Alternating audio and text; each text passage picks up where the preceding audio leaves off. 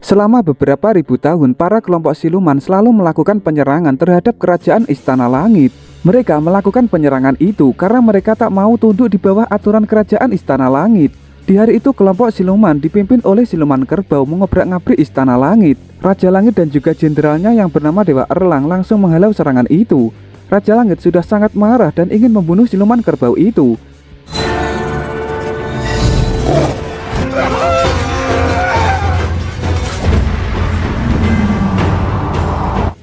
Namun adiknya yang merupakan Dewi Kipas malah menghalau melindunginya. Ternyata Dewi Kipas telah jatuh cinta kepada siluman kerbau.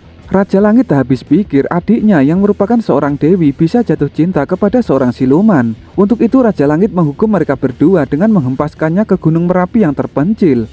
Raja Dewa memberikan ancaman kepada siluman kerbau jika berani lagi menyerang Istana Langit, ia tak akan segan-segan membumi hanguskan seluruh bangsa siluman. Sementara Dewi Noa yang melihat kerusakan besar di Istana Langit jadi tak bisa membiarkannya. Ia mengorbankan dirinya untuk memperbaikinya dengan meleburkan tubuhnya menjadi butiran-butiran kristal. Seluruh dewa yang menyaksikan hal itu langsung menurunkan senjatanya untuk menghormatinya. Ternyata ada satu batu kristal yang turun ke bumi, tepatnya di wilayah Gunung Huaguo. Batu kristal itu melahirkan embrio seekor kerasakti. Seekor siluman rubah yang bernama Ruxu mencoba menemaninya karena tertarik. Bahkan selama beberapa hari Ruxu selalu menemani Wukong. Kelahiran kerasakti itu langsung disadari oleh Dewi Kuan Yin. Ia menyuruh Dewa Putih untuk mengajari Wukong kebajikan agar bisa bermanfaat bagi kalangan manusia.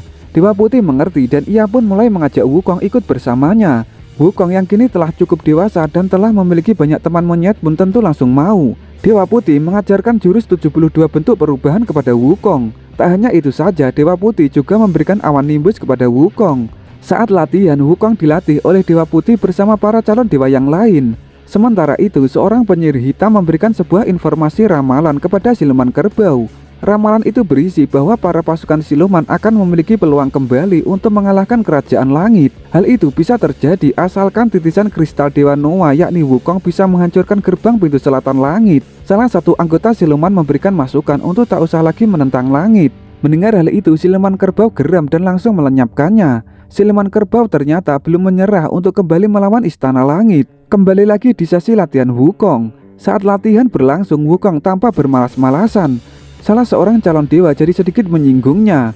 Wukong jadi tak terima, kemudian ia langsung menunjukkan hasil latihan jurus perubahan yang telah ia dalami untuk memberikan sedikit pelajaran kepada calon dewa yang sedikit menyindirnya.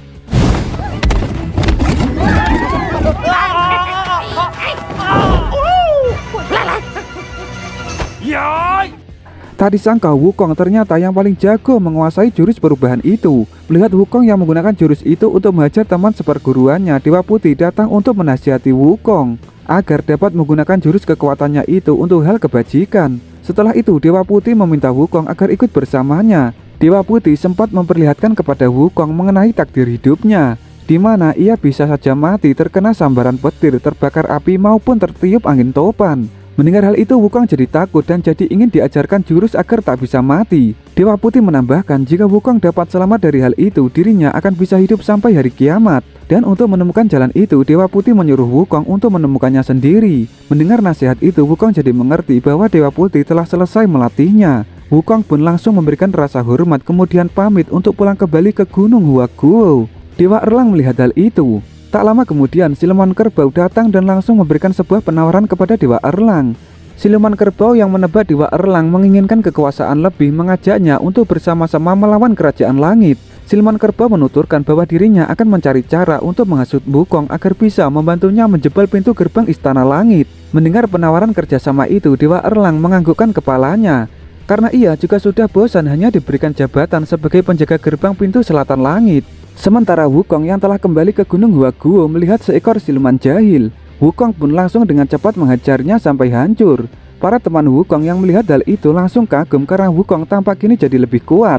Bahkan teman-teman Wukong kini memberikan julukan kepada Wukong sebagai Raja Kerat Tampan. Lalu tiba-tiba salah satu teman Wukong meminta kepada Wukong agar mencarikan banyak senjata agar bisa digunakan untuk membela diri apabila ada siluman jahil yang datang lagi. Mendengar permintaan itu, Wukong tak keberatan. Kemudian ia langsung mencoba pergi ke Istana Naga Laut Timur untuk mencari banyak senjata di sana. Saat akan memasuki ke istana itu, Wukong sempat membunuh seekor ikan besar. Ternyata ikan besar itu merupakan salah satu panglima penjaga istana itu. Lalu saat Wukong meminta baik-baik untuk meminta senjata, Raja Naga Laut Timur itu enggan untuk memberikannya dan malah ingin mencelakai Wukong. Namun Wukong dengan mudah mengelak dari serangan anak buah Raja Naga Laut Timur itu. Dan akhirnya Raja Naga Laut Timur itu mengalah dan memberikan beberapa senjata kepada Wukong. Dan saat Wukong telah menerimanya, dirinya malah menginginkan juga jubah kesayangan Raja Naga Laut Timur itu. Jubah itu berlapis emas dengan dilengkapi mahkota berbulu pinik.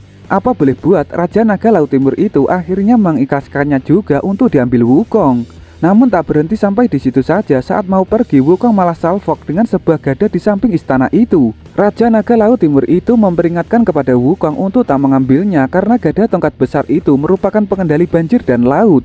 Walau begitu, Raja Naga Laut Timur itu menebak gada tongkat itu tak akan bisa diambil oleh Wukong. Namun siapa sangka ternyata Wukong mampu menjinakkan gada tongkat itu dan memasukkannya ke dalam telinganya. Dan seketika banjir besar pun terjadi.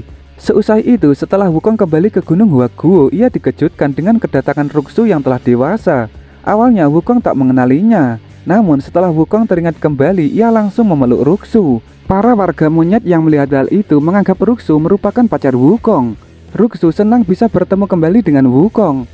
Namun dirinya mengaku bahwa rumahnya telah rubuh karena terkena banjir. Mendengar hal itu, Wukong jadi tak enak, kemudian ia mempersilahkan Ruxu untuk tinggal di Gunung Huaguo saja. Sementara Raja Naga Laut Timur mengadu kenakalan Wukong yang telah membuat kekacauan di kerajaannya kepada Dewa Erlang. Mendengar hal itu, Dewa Erlang segera mengambil tindakan untuk menyuruh anak buahnya yang bernama Naza agar menangkap Wukong. Naza yang merupakan dewa dengan kekuatan cincin api segera langsung gas mencari Wukong. Sementara Wukong yang tengah berduaan dengan Ruxu melihat matahari terbit langsung dikejutkan dengan serangan Naza itu.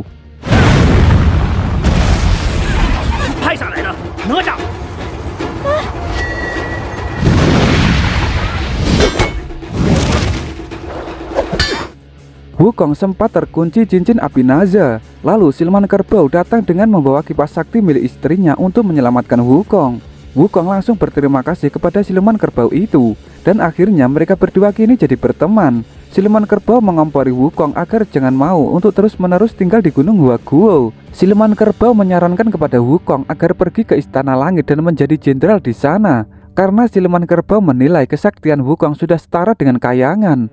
Mendengar hal itu, Wukong jadi tertarik, kemudian ia pamit kepada Ruxu dan monyet-monyet yang lain untuk pergi lagi. Aksi hasutan siluman kerbau itu telah diketahui oleh Dewa Erlang. Namun Dewa Erlang menilai kekuatan Wukong masih belum cukup untuk bisa menjebol pintu gerbang selatan langit. Siluman kerbau mengerti mengenai hal itu. Namun dirinya yakin jika Wukong bisa mengambil 3 pil mujarab langit, Wukong akan bisa melakukannya. Untuk itu, siluman kerbau meminta kepada Dewa Erlang agar bisa memancing Wukong menelan 3 pil mujarab langit itu. Sementara Wukong yang telah tiba di Istana Langit segera mulai memasuki pintu depan gerbang Istana Langit. Setelah masuk, Wukong langsung menyapa Raja Langit yang tengah bersama kuda langitnya. Hal itu segera diketahui oleh Dewa Putih dan yang lain. Dewa Putih yang merupakan guru Wukong langsung meminta maaf kepada Raja Langit jika Wukong dinilai terlalu lancang. Raja Langit bisa mengerti mengenai hal itu. Raja Langit yakin jika Wukong dibimbing dengan benar, Wukong pasti akan bisa menjadi kera yang baik. Dan sebagai tujuan kedatangannya, Wukong menginginkan jabatan kepada Raja Langit. Mendengar hal itu, Raja Langit memberikan jabatan kepada Wukong sebagai pemelihara kuda langit. Dewa Erlang yang melihat hal itu tidak tinggal diam. Ia mengompori Wukong bahwa jabatan yang ia terima merupakan jabatan rendahan. Mendengar hal itu, Wukong jadi tersinggung, kemudian ia kesal sampai melepaskan semua kuda langit. Tak berhenti sampai di situ saja, Wukong juga sempat memetik buah persik dewa. Padahal buah persik dewa itu diketahui hanya berbuah 6000 tahun sekali. Lalu Dewa Erlang membujuk para dewi yang menjaga buah itu agar melaporkan kenakalan Wukong itu kepada Raja Langit. Namun siapa sangka Wukong dapat menghentikan rencana Dewa Erlang itu dengan jurus perubahannya. Wukong sedikit memberikan pelajaran kepada Dewa Erlang dengan berubah bentuk menjadi Raja Langit. Sementara itu, peramal hitam kembali memberitahu kepada siluman kerbau bahwa waktu yang tepat untuk menyerang kerajaan langit hampir tiba. Mendengar hal itu, siluman kerbau mulai menyuruh banyak siluman agar mengorbankan nyawanya demi terbentuknya senjata kapak iblis. Aksi siluman kerbau itu diketahui oleh Dewi Kipas. Dewi Kipas yang tengah hamil itu tak menyangka suaminya masih saja memiliki ambisi untuk menyerang kembali Istana Langit. Untuk itu, Dewi Kipas menyuruh siluman kerbau untuk menghentikan aksinya. Namun siluman kerbau tak mau mendengar saran istrinya itu dan tetap akan melanjutkan rencananya. Kembali lagi di kerajaan langit, Dewa Erlang mengelabui Wukong dengan berubah menjadi seorang dewi. Dewa Erlang mencoba membantu siluman kerbau untuk mengompori Wukong agar mau mencuri 3 pil mujarab di guci api, dengan memberikan penjelasan iming-iming bahwa pil mujarab Kaisar Langit dapat memberikan kekuatan setara dengan berlatih selama 30.000 tahun. Mendengar hal itu, tentu Wukong langsung tertarik dan mulai mendekati guci api itu. Dewi Putih yang menyadari hal itu jadi tak habis pikir dengan kenakalan Wukong. Ia pun segera mengeluarkan jurus tali saktinya untuk mengikat Wukong. Dewa Erlang yang melihat hal itu langsung memanfaatkan momen itu untuk menyuruh anak buahnya menghajar Wukong habis-habisan.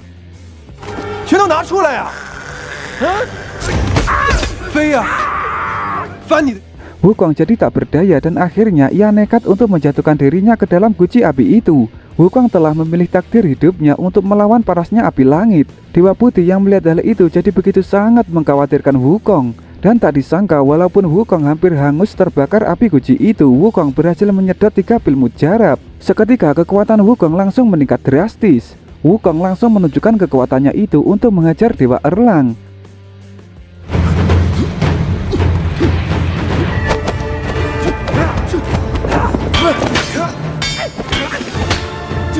Tak hanya kekuatannya yang bertambah, penglihatan Wukong juga jadi semakin tajam. Hal itu terbukti ketika Dewa Erlang mencoba untuk bersembunyi dari Wukong. Wukong bisa langsung mengetahuinya. Dewa Erlang yang tak berdaya dihajar Wukong itu pun akhirnya segera pergi. Wukong pun segera mengikutinya. Saat mengikuti itu, Wukong tak sengaja teralihkan pandangannya untuk melihat gunung Huaguo yang hancur. Dan saat Wukong mencoba untuk menghampirinya, ia langsung dibuat terkejut mengetahui semua pasukan monyet maupun Ruxu telah mati dengan sebuah awan hitam yang menyelimutinya. Wukong jadi sangat sedih dan ia berteriak ngawur mencoba untuk membangkitkan mereka semua. Namun hal itu sia-sia karena Wukong tak memiliki ilmu membangkitkan orang mati. Kemudian Wukong pun akhirnya dengan berat hati mulai menguburkan mereka semua. Lalu tak lama kemudian siluman kerbau datang. Siluman kerbau membohongi Wukong dengan menunjukkan penglihatan palsu bahwa yang telah membunuh mereka semua adalah para tentara langit. Melihat hal itu Wukong jadi sangat geram. Ia pun dengan kekuatan penuh langsung terbang ke langit untuk memberikan balasan. Wukong dengan tongkat saktinya langsung dengan keras menghancurkan pintu gerbang selatan langit. Raja Dewa yang mengetahui hal itu langsung memerintahkan semua tentara langit untuk menghadang Wukong, tak terkecuali Dewa Erlang dan juga Dewa Putih. Wukong dengan jurus Taju Kage Bunshin-nya langsung menghadapi mereka semua.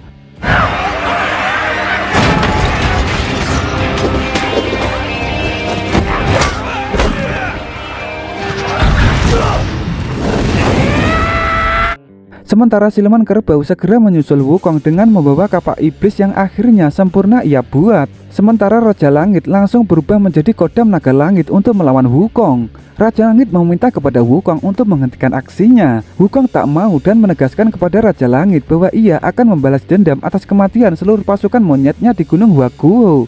Mendengar hal itu, Raja Langit langsung menjelaskan kepada Wukong bahwa pasukan langit tak mungkin akan melakukan hal yang sangat kejam seperti itu. Sementara siluman kerbau menghunuskan kapak iblisnya untuk membantu Wukong menebas para tentara langit. Lalu saat siluman kerbau berhasil mencekik Dewa Putih, Wukong jadi langsung mengerti bahwa ternyata yang membantai warga Gunung Huaguo ternyata adalah siluman kerbau. Hal itu ia ketahui lantaran cekikan di leher Dewa Putih merupakan awan hitam yang sama dengan cekikan di leher Ruxu. Wukong pun jadi balik menyerang siluman kerbau. Hal itu langsung dibantu oleh Raja Langit. Namun sayangnya Raja Langit malah terkena cambukan kapak siluman kerbau hingga ia terlempar jauh. Dewa Erlang yang melihat hal itu malah memanfaatkannya agar bisa membunuhnya, agar dirinya bisa naik pangkat menjadi Raja Langit. Namun untungnya Wukong dapat dengan cepat memukul keras kepala Dewa Erlang. Siluman kerbau memanfaatkan hal itu untuk membunuh Dewa Erlang, agar dirinya lah yang akan menjadi Raja Langit. Dewa Erlang yang hampir mati oleh awan hitam siluman kerbau tak menyangka dirinya akan dikhianati. Lalu saat siluman kerbau duduk di singgasana langit, Wukong langsung dengan cepat menyerangnya kembali.